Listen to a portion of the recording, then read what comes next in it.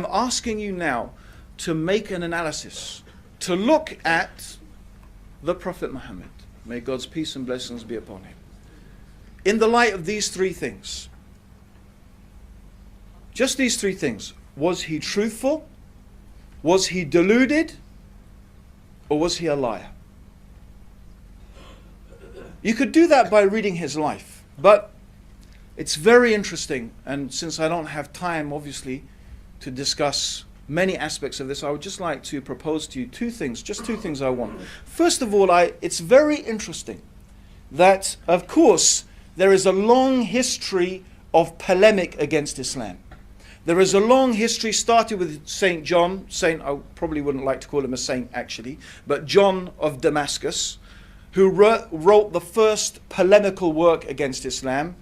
And he said some pretty absurd things, including claiming that the Prophet Muhammad died by being attacked by a group of pigs.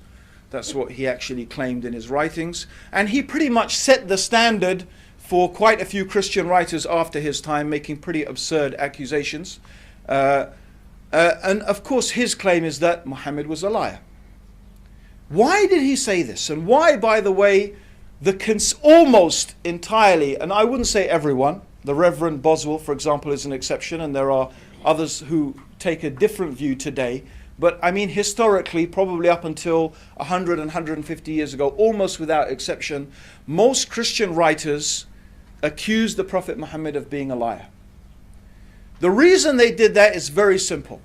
Any Christian or Jew who opens the Quran and reads the life of the Prophet Muhammad will be struck by how much consistency and similarity there is between what the Quran says, what the Prophet taught, and what they know from their own religion and scriptures. In fact, some of these things are very detailed matters of theology and philosophy, religious philosophy and law. In fact, some early Christians thought that the Prophet Muhammad was actually a bishop, a former bishop. That is the level of information they recognized, because they have to explain, where did Muhammad get all this information? Where did he learn about heaven and paradise and the hellfire and Moses and Jesus and Abraham and Noah and the detailed dietary laws and so on? Where did he get this information from? Well, he must have learnt it from a priest, from a rabbi, from this and that, and then he must have what? Made it up and invented it and made this religion together. That's the only way they could explain and still obviously not agree that Islam was the truth, by saying, well, he must be a lie, he must have invented it.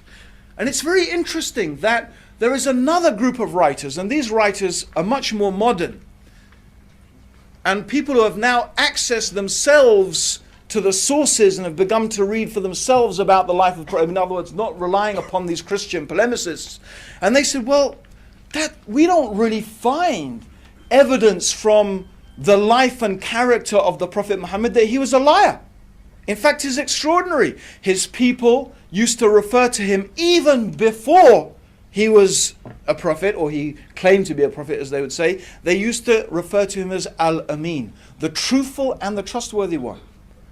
And they give many examples of his behavior, of his character, totally out of character of a person who is a liar. In other words, they testify to his truthfulness, his honesty, his absolute sincerity,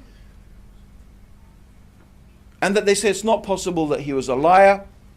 They say, but he must have just thought that he was a prophet. He must have really believed it.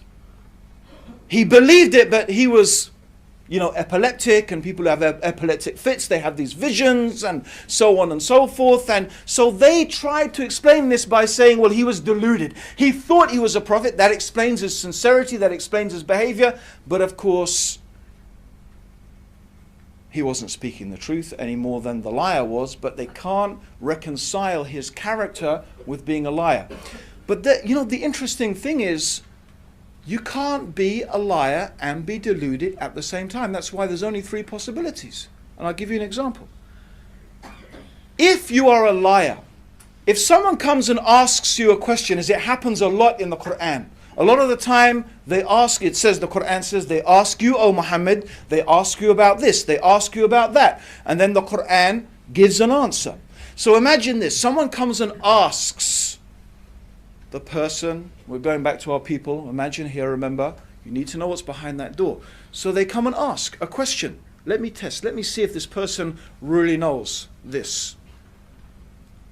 Now if you're a liar, what are you going to do? You want to give the right answer.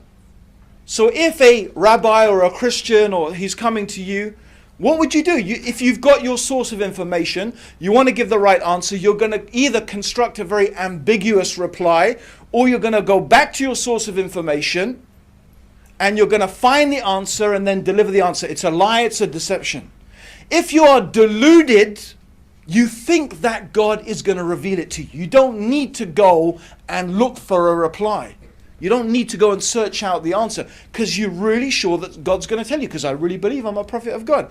Do you understand how you can't be a liar and be deluded at the same time? Yet actually, if you try to look, where is the source of information? There were no priests, there were no rabbis, there was no one we can identify from where the prophet could have got this information. His character, as we know, and we can examine it, was the character of a truthful person. I just want to give one example. One example, and it's from a vigorously authenticated source. This is an amazing example, and I just leave it for you to ponder on it. After many years of the Prophet preaching his mission, suffering incredible hardships, difficulties, seeing his beloved wife Khadija of many years die after a boycott, having seen his followers tortured, killed, forced into exile into Ethiopia, the Muslims suffered terrible things. Eventually a group of people in a city called Medina invited the Prophet Muhammad and his companions to come and live there. And it didn't stop. Even then they were gathering armies to try and wipe out the Muslims. So you can imagine, this is going on for now, let me see, by that time, must have been nearly 18, 19 years. And in Arabian society, it's very, very important, it was important in those days to have a son. In fact, they used to mock the Prophet Muhammad because he didn't have a son. He had daughters, but all his baby boys died. And it was a source of mockery of the Prophet from the pagan Arabs. Actually, what happened was, after these 17 years, he had a son. There was a son from one of his wives, Miriam. She gave birth to a son. His name was Ibrahim. And when Ibrahim was 6 months old, a little baby, he died. Actually, he died in the arms. The Prophet was holding him as he died. So this child died in his arms. And even the Prophet was crying. And they used to think that, you shouldn't cry when someone dies. And, they said, oh, Messenger of God, you told us not to do this. He said, no, this crying is from compassion. It's not from disbelief in God or questioning God. It's just from compassion for that child. That's allowed. Anyway, it's not the point. The point is that on the same day that his son died, there was an eclipse of the sun. So his son dies. On the same day that his son dies, there is an eclipse of the sun. Now even today I've told some people that, and I didn't even finish my story, and they said, that's amazing, he must have been a prophet. Right?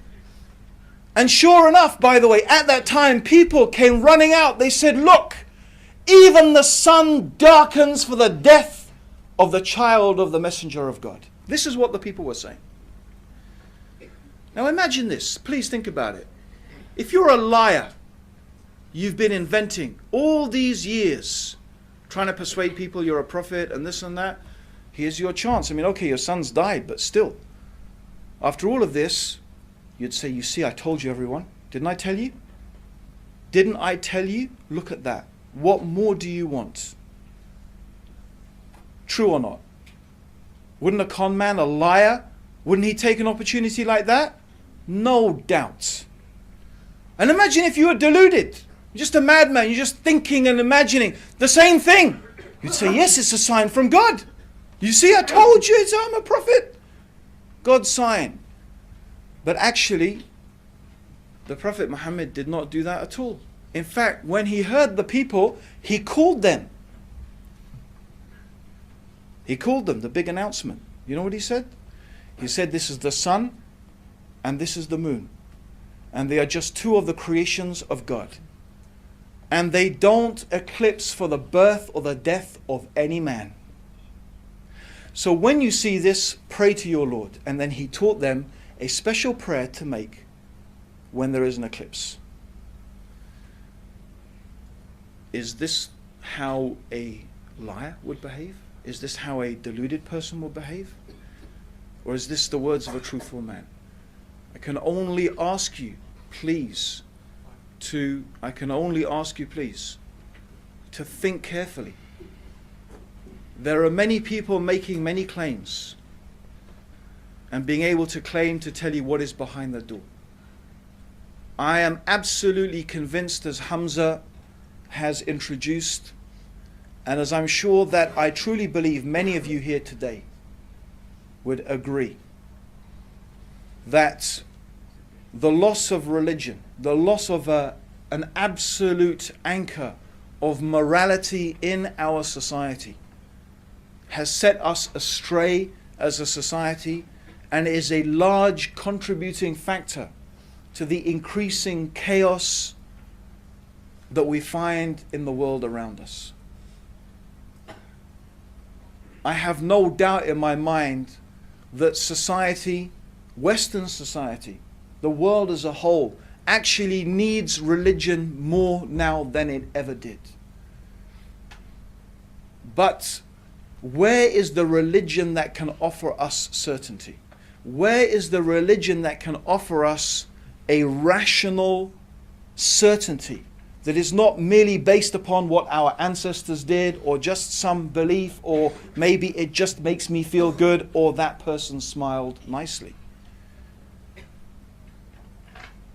Certainly I believe that all of us have a duty, as Hamza has mentioned the verses of the Quran, to think deeply about these issues, to think very deeply about these issues. Of course, all we, both of us, have been able to do is a little introduction to all of you on a vast topic. It is our happiness and joy to be able just to stand here in front of you and share some of our thoughts, our understanding, our feeling. It, of course, is totally up to you and your own conscience, how you deal with it, what sense you make of it or not. As the Quran says, La ikraha fid din. There's no compulsion in religion. No one should be forcing anyone what to believe or what not to believe. But I do believe that having a discussion is important, that at least if you could understand, even if you could understand, that Muslims do have a rational basis for believing what they believe, for behaving the way that they do. It's not based upon some mere, irrational emotion. That there are some, and I believe, of course, compelling reasons to believe that not only does society need religion, that Islam is something that can contribute hugely to the well-being of society. And I do look forward to that, and may God bless all of you for coming here tonight. May God guide you, and God may guide me also closer to the truth. May His peace and blessings be upon all of you. Assalamu alaikum wa rahmatullahi.